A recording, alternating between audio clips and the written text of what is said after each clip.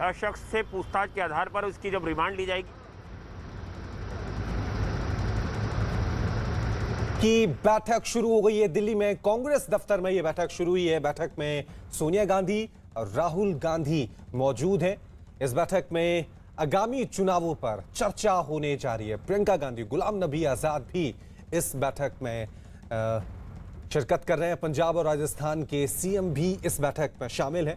पंजाब की तरफ से चन्नी और राजस्थान की तरफ से अशोक गहलोत इस बैठक में हिस्सा ले रहे हैं, क्योंकि जिस तरह से कई प्रदेशों में आने वाले समय में चुनाव होने जा रहे हैं, उसको लेकर ये कांग्रेस कार्य समिति की अहम बैठक वहां पर चल रही है।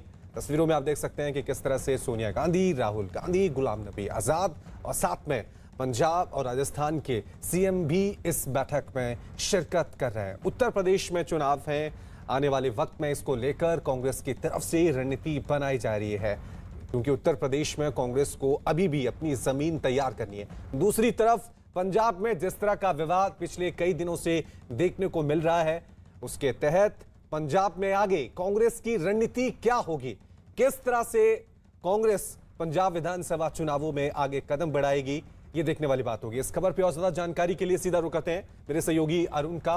अरुण, क्या कुछ जानकारी मिल पा रही है इस बैठक के बारे में?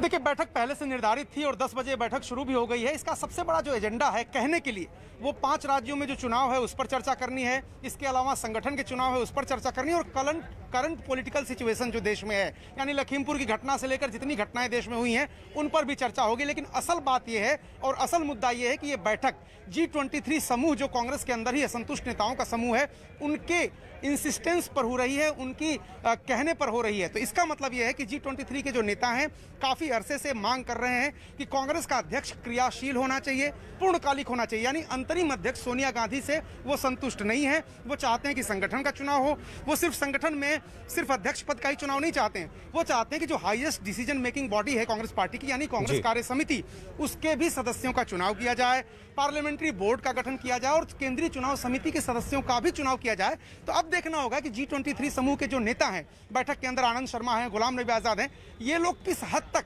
सोनिया गांधी के सामने इन मांगों को उठाते हैं और किस हद तक इस पर जोर देते हैं कि ये होना ही चाहिए। क्योंकि कई नेता ऐसे हैं जिनका मानना है कि 5 राज्यों में चुनाव है और उसको तैयारी के लिए अरुण, अपने आप में न कि जिस तरह का विद्रोह और जिस तरह की खबरें सामने आई थी, कांग्रेस अध्यक्ष को लेकर लगातार सवाल उठाए जा रहे हैं। कपिल सिब्बल ने सवाल उठाए, G23 उन्होंने सवाल उठाए, तो कांग्रेस अध्यक्ष के चुनाव को लेकर, ताजपोशी को लेकर क्या चर्चा हो सकती है इस बैठक में?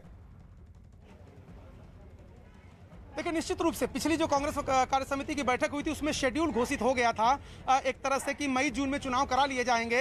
ये घोषणा कर दी गई थी कि बस चुनाव कराने ही हैं। लेकिन तब कोरोना का काल आ गया, उसके अलावा 5 राज्यों में तब भी चुनाव थे। तो उन चुनावों को देखते हुए तमाम वरिष्ठ नेताओं ने कहा कि ये समय संगठन के चुनाव नहीं, राज्यों के चुनाव लड़ने का, इसलिए इसको टाल दिया गया था। फिर G23 समूह के नेताओं ने चिट्ठी लिखी, उसके बाद ये कांग्रेस कार्य समिति की बैठक बुलाई गई है। तो नए अध्यक्ष या संगठन के चुनाव को लेकर इसमें मुहर लग सकती है अगर जो G23 के नेता हैं वो जिद करेंगे और संदेश खराब ना जाए। गांधी परिवार ये नहीं चाहेगा कि देश में संदेश ये जाए कि वो तो अध्यक्ष पद पर चिपके रहना चाहते हैं। तो हो सकता है कि उनकी मांग मान भी ली जाए और संगठन का चुनाव कराने में कोई हर्ज भी नहीं है, क्योंकि 10 जनपद के जो सलाहकार हैं उनका स्पष्ट मानना है कि अगर राहुल गांधी या सोनिया गांधी में से कोई एक अध्यक्ष का चुनाव लड़ेगा तो G23 समूह के लिए उनके खिलाफ किसी को खड़ा करना मुश्किल होगा।